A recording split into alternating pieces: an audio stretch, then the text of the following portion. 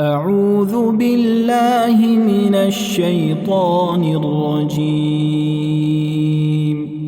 بسم الله الرحمن الرحيم. الحمد لله الذي أنزل على عبده الكتاب ولم يجعل له عوجا قيما لينذر بأسا شديدا من لدنه ويبشر المؤمنين الذين يعملون الصالحات أن لهم أجرا حسنا ماكثين فيه أبدا وينذر الذين قالوا اتخذ الله ولدا ما لهم به من علم ولا لآبائهم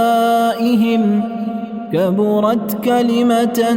تخرج من أفواههم إن يقولون إلا كذبا فلعلك باخع نفسك على آثارهم إن لم يؤمنوا بهذا الحديث أسفا إنا جعلنا ما على الأرض زينة لها لنبلوهم أيهم أحسن عملا وإنا لجاعلون ما عليها صعيدا جرزا أم حسبت أن أصحاب الكهف والرقيم كانوا من آياتنا عجبا إذ أوى الفتية إلى الكهف فقالوا ربنا آتنا من لدنك رحمة وهيئ لنا من أمرنا رشدا فضربنا على آذانهم في الكهف سنين عددا ثم بعثناهم لنعلم أي الحزبين أحصى لما لبثوا أمدا نحن نقص عليك نبأهم بالحق إنهم فتية آمنوا بربهم وزدناهم هدى وربطنا على قلوبهم إذ قاموا فقالوا ربنا رب السماوات والأرض لن ندعو من دونه إلها لقد قلنا إذا شططا هؤلاء قومنا اتخذوا من دونه آلهة لولا يأتون عليهم بسلطان بين فمن أظلم ممن افترى على الله كذبا وإذ اعتزلتموهم وما يعبدون إلا الله فأووا إلى الكهف ينشر لكم ربكم من رحمته ويهيئ لكم من أمركم مرفقا وترى الشمس إذا طلعت تزاور عن كهفهم ذات اليمين وإذا غربت تقرضهم ذات الشمال وهم في فجوة منه ذلك من آيات الله من يهد الله فهو المهتد ومن يضلل فلن تجد له وليا مرشدا وتحسبهم أيقاظا وهم رقود ونقلبهم ذات اليمين وذات الشمال وكلبهم باسط ذراعيه بالوصيد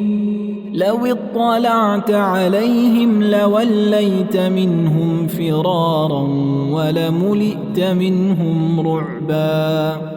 وكذلك بعثناهم ليتساءلوا بينهم قال قائل منهم كم لبثتم قالوا لبثنا يوما أو بعض يوم قالوا ربكم أعلم بما لبثتم فابعثوا أحدكم بورقكم هذه إلى المدينة فلينظر أيها أزكى طعاما فليأتكم برزق منه وليتلطف ولا يشعرن بكم أحدا إنهم إن يظهروا عليكم يرجموكم أو يعيدوكم في ملتهم ولن تفلحوا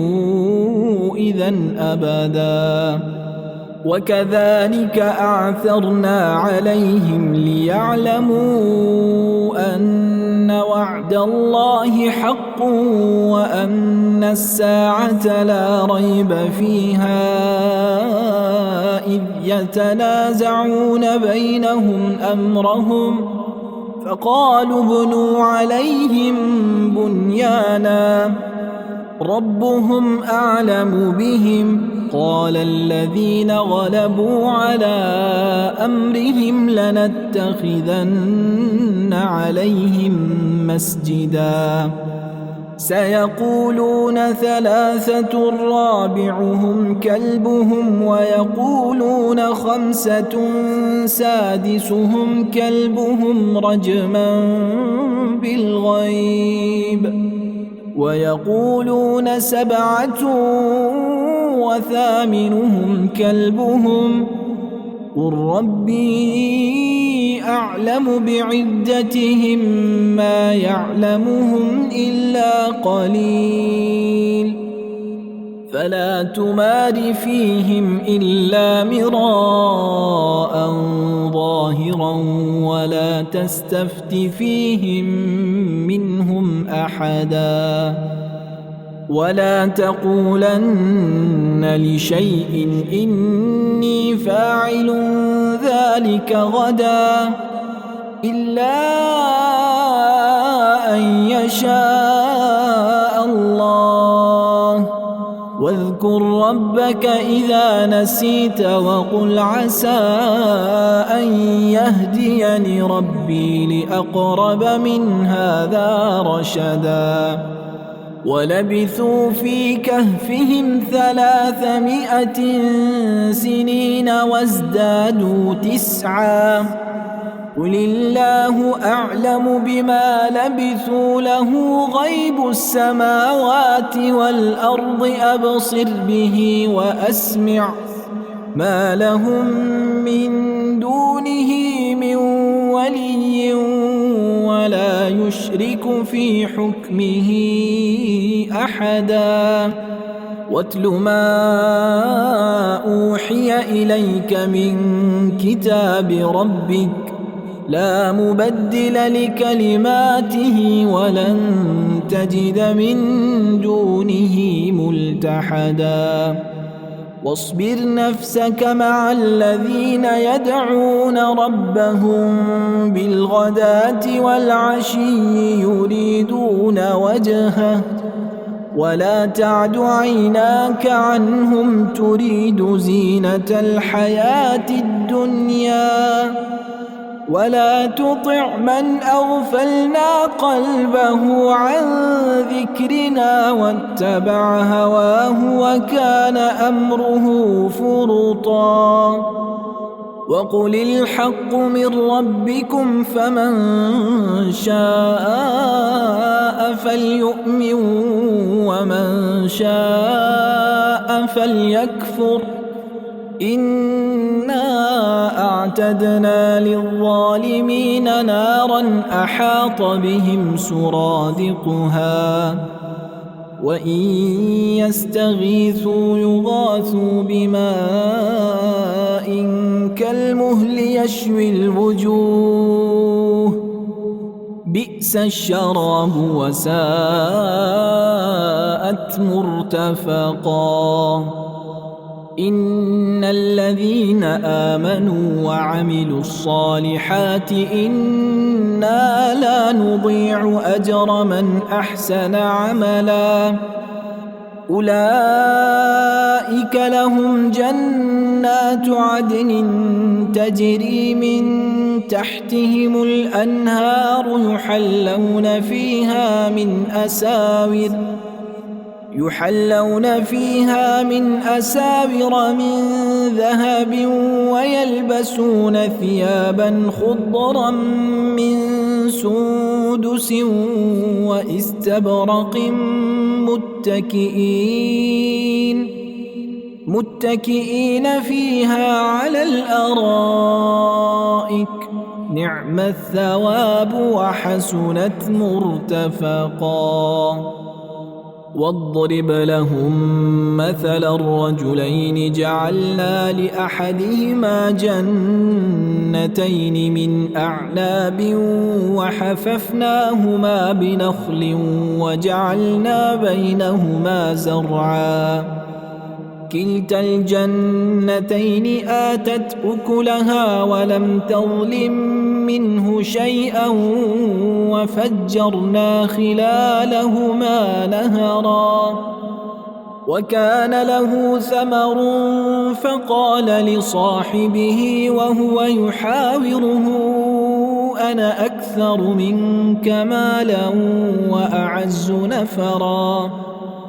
ودخل جنته وهو ظالم لنفسه قال ما أظن أن تبيد هذه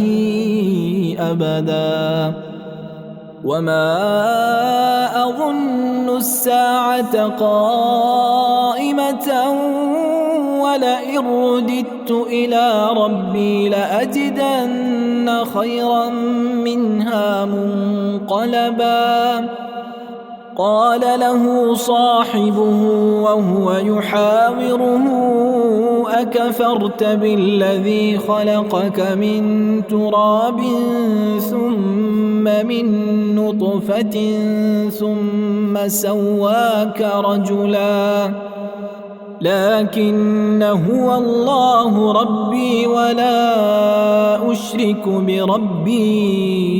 أحدا ولولا إذ دخلت جنتك قلت ما شاء الله لا قوة إلا بالله إن ترني أنا أقل منك مالا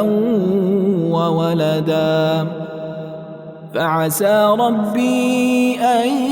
يؤتيني خيرا من جنتك ويرسل عليها حسبانا من السماء فتصبح صعيدا زلقا أو يصبح ماؤها غورا فلن تستطيع له طلبا وأحيط بثمره فأصبح يقلب كفيه على ما أنفق فيها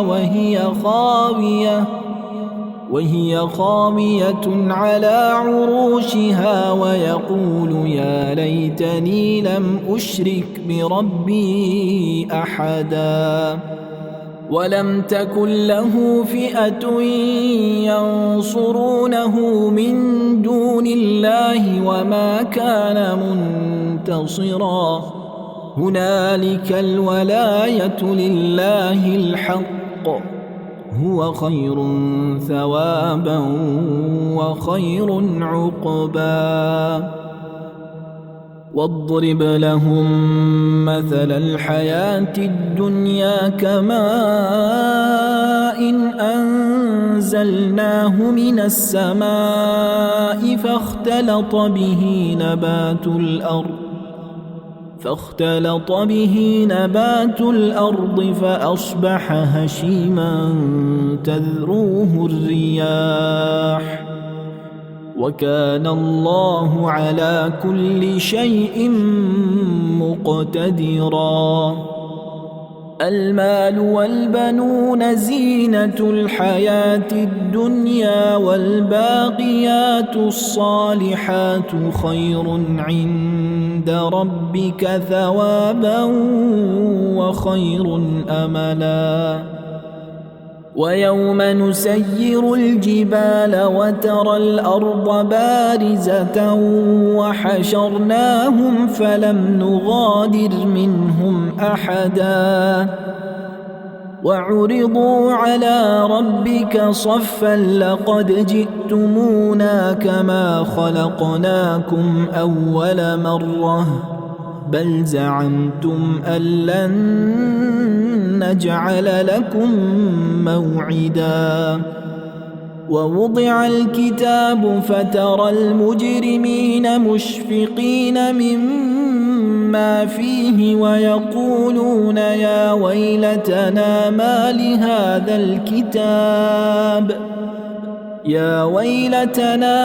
لهذا الكتاب لا يغادر صغيرة ولا كبيرة إلا أحصاها ووجدوا ما عملوا حاضرا ولا يظلم ربك أحدا. وإذ قلنا للملائكة اسجدوا لآدم فسجدوا إلا إبليس كان من الجن ففسق عن أمر ربه أفتتخذونه وذريته أولياء من دوني وهم لكم عدو بئس للظالمين بدلا. ما أشهدتهم خلق السماوات والأرض ولا خلق أنفسهم وما كنت متخذ المضلين عضدا. ويوم يقول نادوا شركائي الذين زعمتم فدعوهم فلم يستجيبوا لهم وجعلنا بينهم موبقا. ورأى المجرمون النار فظنوا أنهم مواقعوها ولم يجدوا عنها مصرفا. ولقد صرفنا في هذا القرآن للناس من كل مثل وكان الإنسان أكثر شيء جدلا. وما منع الناس أن يؤمنوا إذ جاءهم الهدى ويستغفروا ربهم إلا أن تأتيهم سنة الأولين أو يأتيهم العذاب قبلا. وما نرسل المرسلين إلا مبشرين ومنذرين ويجادل الذين كفروا بالباطل ليدحضوا به الحق واتخذوا آياتي وما أنذروا هزوا. ومن أظلم ممن ذكر بآيات ربه فأعرض عنها ونسي ما قدمت يداه إنا جعلنا على قلوبهم أكنة أن يفقهوه وفي آذانهم وقرا وإن تدعهم إلى الهدى فلن يهتدوا إذا أبدا وربك الغفور ذو الرحمة لو يؤاخذهم بما كسبوا لعجل لهم العذاب بل لهم موعد لن يجدوا من دونه موئلا وتلك القرى أهلكناهم لما ظلموا وجعلنا لمهلكهم موعدا وإذ قال موسى لفتاه لا أبرح حتى أبلغ مجمع البحرين أو أمضي حقبا فلما بلغا مجمع بينهما نسيا حوتهما فاتخذ سبيله في البحر سربا فلما جاوزا قال لفتاه آتنا غداءنا لقد لقينا من سفرنا هذا نصبا قال أرأيت إذ أوينا إلى الصخرة فإني نسيت الحوت وما أنسانيه إلا الشيطان أن أذكره واتخذ سبيله في البحر عجبا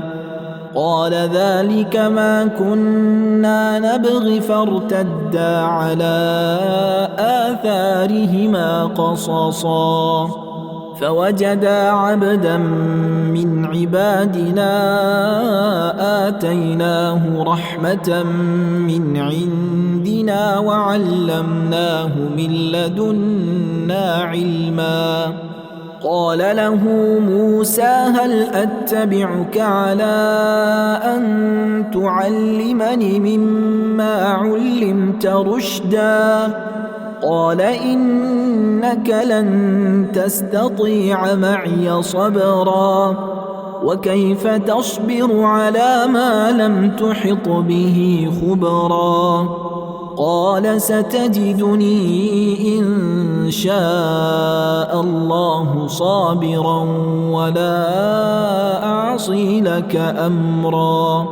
قال فإن اتبعتني فلا تسألني عن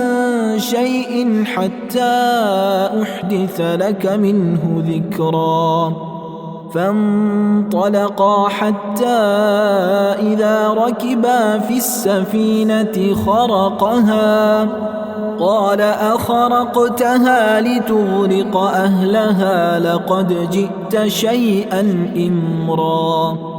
قال ألم أقل إنك لن تستطيع معي صبرا قال لا تؤاخذني بما نسيت ولا ترهقني من أمري عسرا فانطلقا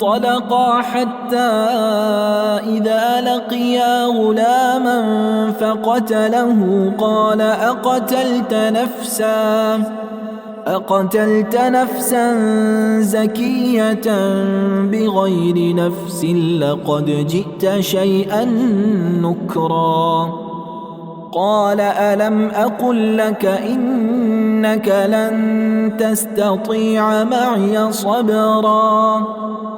قال إن سألتك عن شيء بعدها فلا تصاحبني قد بلغت من لدني عذرا